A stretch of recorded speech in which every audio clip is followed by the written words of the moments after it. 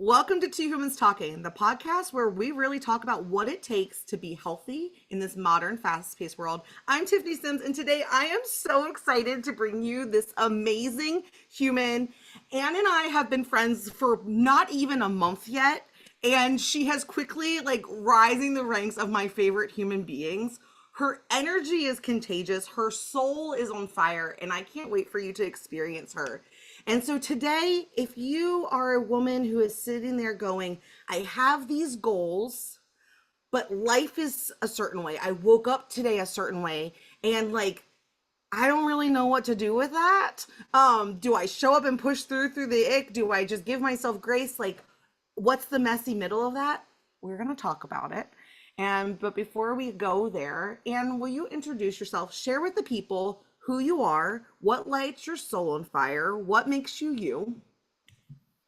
People, I'm Anne. Bonney. I'm a professional speaker. I'm like a crazy gypsy person. We moved a lot when I was little, and change has just become my jam. So we lived overseas and all of that, which developed a person who's really open to different ways of doing things and to the way other people do things that may not be my way, but I'm perfectly happy with it. And so I that's something that really lights my soul on fire, is giving people permission to do it their way and not being attached to my people doing it a certain way, which is really hard sometimes. So it's a great exercise as a human. But when people are happy and fulfilled and brimming with energy and that excited happiness, that makes me very happy. And puppies. And barbecue sauce, but not with the puppies. So I see that in you. It makes perfect sense that that's what brings you joy and lights your soul on fire, because that is exactly how you show up in this world. From the first moment we met, that is everything you just shared, is everything I experienced with you. Oh, thanks. Isn't that cool how that happens like that? It's gratifying because it's like, okay, good, I'm doing it right. Yeah. And it's not really intentional all the time. I'm not sitting there going strategically, how do I want to respond to this new person named Tiffany that I am talking on the telephone? I was driving to SeaWorld, got you on the Zoom, and we're just like best friends. We've been friends forever. But you know what I love about that is that that's what happens when we are true to ourselves and living who we are, and without all of the distractions and the noise and the angst of the world. When you learn to shed everyone else's angst and to truly just start showing up as yourself, then the things that light our soul on fire are the things that other people get to experience in our orbs. Right. And it's hard to let go of that expectation of others sometimes and do your own thing. I mean, my hair is a great example of that. But when we do, I mean, and the challenges of what I just said, them letting go of who they want me to be, how they want me to be, them letting go of that attachment. But the cool part is once we let go of that, we shift how we interact with other people. And it's just so much cooler. Yeah, and it brings freedom to them. It brings freedom to other people to start going, well, who the hell am I? Right. Yeah. Who am I actually? I don't know. And I want to give you permission listening right now. If someone asking you, who are you, starts with all of your labels, one, it's okay. And two, I wanted to give you permission to put those labels on the shelf for a minute and really just start writing down what brings me joy. What do I do when no one's looking that actually makes me happy as a person? And you're going to learn so much about yourself. And also, if you're the woman who starts that exercise and everything's blank and you're like, but literally I'm a mom, that is all consuming. It's okay to be a mom. What things about momming do you really like? What are your favorite skills you've developed as a mom? What are your favorite activities to do as a mom? Those things are your favorites. Yeah. And so is it the moments of joy when the kid gets the dinosaur shaped sandwich? Or is it raising a human that can think for themselves in this world? I mean, there's so many amazing things about parenting. And so dive in. I love that idea. Or is it that my kids give me permission to color and I love coloring? I don't have kids. I'm a grown adult who loves her coloring books. Like they soothe me. I'm I doing find, a paint by number right now. and so I like, don't have kids either. so I feel like I told you this that we were gonna go. Who knows where we were gonna go today? So behind the scenes, Anne and I were kind of talking before we hit record about how she's training for 2 marathons this winter. And before you tune me out and go, I'm not a runner, this isn't applicable to me, there's a lot of life lessons in what Anne experienced today. And so I kind of want to talk about that. But before we talk about like your today experiences, Anne, how did you get into running? Were you always a runner? Was it something you did later in life? Like, how did that even start? Yeah, so I mean, I went to a performing arts high school. I sang opera, I sang classical music, and then so I went into college. I studied special ed teaching, and I taught right out of college, and blah blah blah. So I was never an athlete. I was never in sports. And then when I started working for Under Armour in 2002, That's somebody cool. invited me to do the 3 mile leg of their relay team for the marathon. And I'd never run more than a mile, ever. And so I was like, can you help me? Like, yes, and I don't know how. Which of course, not of course, but it sort of created a cascade where I did that 3 mile leg. It was so much fun. It was so healthy, so positive, and so a bunch of people just running in the same direction, just having fun. That within a year, I had done my first marathon, full marathon. I've since done 28 on 5 different continents. I've done 2 Ironmans, some ultras, all this stuff. But be clear, I don't run very often. I don't still consider myself a runner. My body can go out and go far, but I'm not running 5 days a week. Like even training, and this whole training cycle, these last two I'm doing Australia in September and Malaysia in October. Those are my last two Who are continents. you? Well, this is the question, right? But I mean, in 2005, I said I want to run them on every continent. And so these are my last two, and hopefully at 50 years old, my last 2 marathons ever, because 26 miles is a lot. A I'll go out lot. and do a half marathon every weekend. That's fun. Not fast. Also, no, I'm doing these at about a 3 hour pace for a half marathon. I suspect the full is going to take me 5.5 hours or 6 hours. And I'm fine with that. My last full took me close to 8. Yeah, And you know what? I don't even care. I did it. exactly. You still I did crossed the 26 finish miles. line. I didn't get to train for it. I had a hip injury and my hip injury flared up during the event and I finished. Like that is literally all I cared about. Right, right. You've got the medal. I You've got got the Disney ears. I got 2 sets of these bad boys and they are my prize and joys. To Yeah. remind me I can do hard things. Yeah. Well, and that's it, right? It's setting your own success. I don't care about going fast. I spent one season trying to go faster and it sucked all of the joy out. And I said, you know what? I don't care about speed. Success to me is talking to people, getting a medal, feeling accomplished, doing a hard thing because they're not easy. And that's how I got into running. Yes. And I want to pause on that for a second and really like circle it with a big red marker and say like and point at it because I didn't start my journey is not as crazy as Anne's for running. Like mine didn't go from that like first 5K to the marathon in the same year. Mine was literally I had some friends invite me out to go for a local 5K for arthritis at Christmas time. And I couldn't get to the edge of the parking lot before I was gassed. And we played rugby together. It's not like I was inactive. And it was so hard, but I was so mortified that I started teaching myself to run because I was like, I never want that to happen again. And honestly, if something ever did happen to me, I want to be able to run enough to at least know I could have tried to save my own life from a bear or a stranger, you know? And that's where mine started. And my crazy miles didn't happen until after the first time I ran at Disney and realizing that I didn't even know people ran more. I mean, like, I guess I had to have known people ran long distances, but like it never computed to me that normal people like me ran long distances. And that's how we went from that like 5K to me being like, I wonder if I could do that we can't come back to Disney until I can run a half marathon, right? And it just built on that. And so, like, if you're the person who's like, I'm walking to the fridge and back, and you're talking about training and marathons, like, no, thank you. Like, could we talk about a mile? Yeah, you get to set whatever that distance is for yourself Right. and whatever the challenge is for you. And you get to decide if you're a runner or not. Yeah. There's And one no of the pace. things that, when I talk about marathons, people are like, oh, I could never do that. And I'm like, okay, you could. Do you want to? Well, no, I don't want to. Well, that's what it is.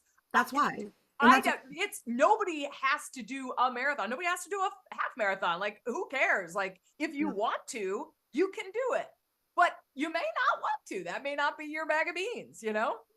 Or the people that say you're not a runner if you walk at any point during your run. And it's like, if you run at any point during your exercise, you're a runner. Like, there are no rules. If you run, you are a runner. You run, can you are a You are runner. a walker. You are a breather. If your feet move faster than a walk or shuffle, and like you are running, doesn't matter how slow, how often you need to walk in between, like you're a runner. And so, like, stop worrying about what everyone else is thinking. If this is Everybody else's definition. yeah, because here's the truth. Everyone else who is out doing it, when they see you, you're inspiring them to keep going. They're cheering, you're giving them a distraction from the hard that they're going through because they're also in their head worrying they suck and how much longer did I have to go. And like the people who are in their cars driving by, if they think something, it's because they're not doing shit for themselves, because no one, unless they have their own insecurities, is judging. Yeah. They're celebrating you. Right. Or it's just not registering. Yeah. No, Yeah. it's totally true. So much of most, if not all of judgment is more about the person than it is about you. 100%. And who cares what their definition of runner is? Like, fine, I'm not a runner. Good to go. I don't think I'm a runner. But apparently I've done enough. I think that is a lie you're telling yourself. Well, I certainly wasn't a runner this morning. I went to it's Pride here. I went to a drag show with my hairdresser last night. We had a blast. I was out late. I was in my cool platform sparkly boots all night. And I woke up this morning and I was like, I don't want to run, but I know I need the miles because I know so I walked the whole thing. I put an audiobook in my ear and I just walked. And I was like, good to go. This is the best you can do this morning. So go do it. Yeah. But I think that's such an important, I think it's such an important lesson that I've learned all the years. I've learned about motivation is if I'm constantly beating myself up for not doing enough, or I'm constantly pushing myself beyond what my body, what my soul, what my, emotional state needs in that moment, I lose motivation so fast. I burn out and I hate it. And I'm like, forget it. I spent a lot of money. I'm going to go to Australia and just climb the bridge and eat Australian food. Marmite, what do they eat? Anyway, Vegemite. It's about really listening. And as I turned 50 last year, and I'm almost 51. Holy crap. But it's about listening to where you are in the moment. And like, sometimes it's like, no, I'm not going to go out and train, and I'm not going to do that all the time. But it's really listening to your whole self to maintain motivation. Because I beat myself up about it a lot, not doing too much, or beat myself up doing too much, and not listening to myself. And it sucks. And it takes all the fun and all the, all the joy out all the joy out of it. Yeah. All the joy out of the journey. Because it's supposed to be the feeling of accomplishment, because it's such a beating along the way that it's like, well, that was terrible. Yeah. Because you're right, because like it doesn't matter if you're running your first mile or your 30th full marathon. When you finish, the reason it feels so epic is because how freaking hard it was to get there. Mm-hmm. The things that were easy breezy, like they do not feel the same when you accomplish them. Yeah. Like that is the thing, I think, that so many people, because they're like, what is it about the running community? Like, why are they chasing all this bling? And it's because that feeling of accomplishing something that was so hard is the thing that we chase. Yeah. And something I always say is that happy and comfort often don't go together. You know, the happiness and the joy that comes from true accomplishment often also comes from a lot of discomfort. Yeah. You know, from and so life and all of this stuff is hard enough, you know, like let's make it as possible. Like, so I've come up with all kinds of strategies for myself that, like, if I'm not feeling it, I don't work out. I come up with an alternative. I listen to Audible books. You know, I don't really have I have kind of a training plan, but it's very loose. I have my own way that over the 30 years, 20 years that I've been running, I found works for me. And Yes. I often don't, somebody's like, yeah, what's your secret? I'm like, I'm not going to tell you because it works for me, but it not works for you. I can tell you what works for me, but I don't know if it's going to work for you. And that's Yeah. fine. You got to come up with your own stuff. So for someone, whether it's because they're training for a race or they're doing something, they've set a goal Mhm. and they wake up this morning really not feeling it. How do you walk through the difference between suck it up, buttercup, like Mhm. get over yourself, Yep. and all right, things aren't right today. What can I do instead to make sure that I'm taking a step forward and not letting this hold me back while also honoring my body? Like, how do you just distinguish between the two of just not wanting to and like, I shouldn't today? Right. Yeah. It's a gut thing, you know, and I always say, okay, could, like this morning, I said, could I run? And the answer was yes. And, uh, just do the miles because I've been it's Friday.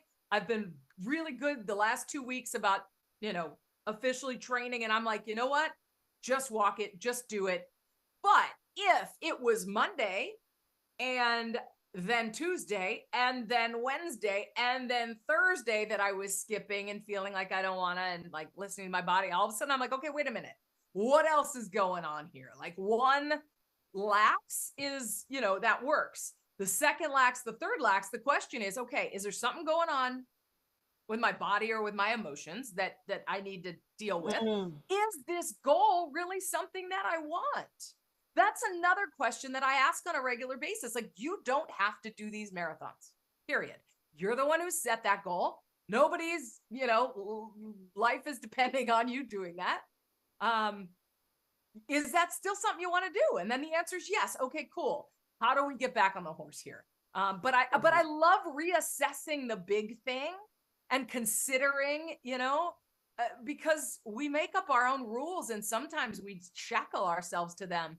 And it's like the horse tied to the plastic chair, you know, it's like, Yeah. why this is holding me back? Like, let's just jettison this and move into something that it really lights me on fire. Yeah. You know what else I think about when it comes back to your intentions? What are your intentions and Mm-hmm. what is it that you really want? Yeah. And if I'm having days, say I'm in a training season myself, and I'm having day after day where I just don't want to, or I don't have the energy, or my body feels achy and I feel like everything's just heavy. It's that moment to really be like, let's look at what we've been doing the last 7 days, because what have your habits been? Where have you been Mm. going? How have you been spending your time? Because, like you had shared today, part of the reason that you were struggling this morning, you went out last night. Okay, well, if I'm going, no big deal. It was a special event. We did a thing. But if I'm doing that every single day, well, which of those cups is actually the thing I want to spend more of my time in? Is it Mm-hmm. the social? Do I need to socialize? Is that the thing I need to spend my time on? Okay, well, then maybe now's not the season for this other goal I had. But if that was just because I was trying to distract myself from a bad day or people please other people, knowing that I had things I wanted to do for myself the next morning, well, then I have to have a really honest conversation with myself of saying, if these are my goals and these are the things that are distracting me from my goals, then those things don't belong in this season of my life. Mm-hmm. And I have to make that decision. And somebody, a health coach once said to me, what are you nurturing right now? And so, like last night, I was nurturing my social, my celebratory, my, you know, I had a wig on and you know, we just had a good time. And it was nurturing that soul joy, the social connection, the community connection in St. Pete. And, you know, so I think, I think you make a phenomenal point. if I had woken up this morning and was like, oh, I didn't give myself permission to not do the run, I would have felt bad about it and continued to beat myself up and not directly look at it. And, it's making a firm decision too, to say, okay, I'm going to nurture this part right now. I'm not going to do the run. I'm going to do the miles. I'm going to go walk. But I'm going to hold back, and I give myself permission to do that. I know what I'm going to do differently tomorrow morning and tonight to get ready, because I got 13 miles tomorrow. And I know what I'm going to do differently to make that a success. Boom. Rather than just, man, I'm just going to skip it. I'm just not going to run, not just making a decision and moving forward with that decision. That sort of that middle place where we're not giving ourselves permission is crazy. What can I do right now that will take me a step closer, even if it wasn't the plan I had for today? Yes. Brilliant. And I want to share something that you shared before we hit record. You had shared that you have 13 miles on the book tomorrow. And you're like, and even if I have to walk more tomorrow than I had planned, like I got to get the miles in. Mm-hmm. And that is such a great attitude and philosophy for any goal that we are chasing in life. Yeah. Like, cause tomorrow is a big day. And it's like, you know what, if I got to slow my pace, if I've got to walk a little bit more, if the weather's a little hotter, like I'm still getting the miles in. The same philosophy you had today is going to apply to tomorrow. Yeah. And I think it's brilliant. And if my goal were to go to the Olympics, things would be a little bit different, right? It's all based on what is my definition of success in the end with that goal. Yes. And I think that's it's like the intention, right? Yes. Because you would not have chosen to go out last night if your goal was to become a number one Olympian. Right. Yeah. Like you wouldn't have. You would have been so crystal clear about what this season is about and what you have your eyes on, that it would have just been locked in, and you would have been like, you know what, I can't do that. I can meet you for this or that. Let's grab a quick coffee or something. I'd love to see you. But you would have passed on the adventure, and people want to think that that's a sacrifice. They're like, oh, I don't want to sacrifice that. I don't want to miss out. It's not a sacrifice if it's your goal that you're chasing, because you chose it and you want it. And so like that, I don't see that as a sacrifice. I see the sacrifice when you're doing things that other people want of you, and then you're making choices and missing out on things for that. But if I want something so bad, get out of my way. Yeah. And a perfect example of that, one of the things that I try to do, like if somebody's like, let's go out and have a drink. And if it's a point where I'm like, I'm not drinking right now, whatever, I'll say, hey, can you meet my afternoons are busy, but can you meet in the morning? Let's go for a walk. Yeah. And just shift the way we're doing things a little bit to hit all the goals. And oftentimes that's a great way to do it, is offer an alternative. I don't know. I've recently started snapping. I don't know where that came from. It's a thing. But like my own little pixie dust. It's like I'm throwing pixie dust at you. I still do the Zoom clap where you flap your hand. That's like it's American Sign Language for clapping too. Oh. I still do that, like in person. So good. I think everything we just talked about is applicable to every woman, whether they want to run, whether they're working for a promotion at work, whether they're trying to be the best mom that they can be. No matter what the goal, the strategies and approach that you and I just shared works for all of it. Mm-hmm. It's so applicable. And that was what I love about what I love about the way you and I live our lives, is that like the strategy is so simple that it's applicable to everything, and we don't need to go chasing everyone else's like plans and opinions, because it all comes back to my intentions and then working towards them. Yeah. And there may be other people involved, that we need to get involved, and that their opinions do matter, and that's part of our responsibility and all that stuff. Yes. And that can be worked in. Totally. Yes. Because it's like, if this is my goal, where are my challenges going to be? I know that I'm an inconsistent person. Well, then I'm probably going to need to hire a coach to help me hold myself accountable to the things that I want to do. Mm-hmm. Actually, I really struggle. We'll use running. I struggle with speed work. Well, I should find someone who actually knows how to do speed work in a way that they can teach me to do it, where I can turn my brain off and just do what I'm told. Like those are those intentional moments of setting up the strategies. And so, where do you need to set up strategies? Where do you need to be intentional in your life? What goals are you actually working towards? Or are you literally just flopping around the hamster wheel, hoping it slows down enough for you to breathe? If you want the hamster wheel to slow down enough for you to breathe, you literally have to throw the stake in the ground and make a decision about what it is that you want. It's the only way it stops spinning. And I it's don't know where not. that came from. That just came from the depths of my soul. So you're welcome. Um, the universe felt like you needed to hear that out in the It's world today. well, but I mean, it's such a hard thing to do, to take the stick and stick it in the hamster wheel so it stops and say, and be intentional. It's super uncomfortable to do that. And like in the moment, it's a lot easier to just let the wheel keep spinning. But in the long run, that is an absolutely terrible, because we're just flopping through that wheel, right? The So only either reason the way, wheel it's is spinning, uncomfortable. the only reason the wheel is spinning is because you haven't decided what you actually want and set an intention to make sure it happens. Right. That's the honest Right. truth. That's why Right. it spins. We're out of alignment. We're not intentional. We are literally just letting whatever happen and then wondering why we're so exhausted and why things aren't coming together for us. Yeah. So, Intentionality is such a huge piece of feeling in control of your life. We talk about self-efficacy. It's the belief that I can do something to impact what's happening around me. And that, it's hard to believe that you have that control when you're not taking that control. Yeah. you know what? I think that's where we're supposed to wrap today's conversation up with, because that is it. That is the sign sealed delivered moment of The the wax seal seal. on the message. Yes, thank you, because that was what I was seeing in my head and I couldn't find the words to describe it. Perfect. So You haven't been watching enough Bridgerton lately. no, I'm not going down that rabbit hole. We'll be here another hour. Where do people find you if they want to continue connecting with you? Yourchangespeaker.com is my website. You can find all the things from there. I love it. Is there anything left on your heart today that you wanted to share that we didn't get out into the world? The fact that you dressed up like a tropical princess for this interview. I got fun of like, what's she in Hawaii? She's got this beautiful wood walls and the outside, the sunshine. She got the flowers. I mean, come on. Happy Friday, yo. Welcome to Maryland. No.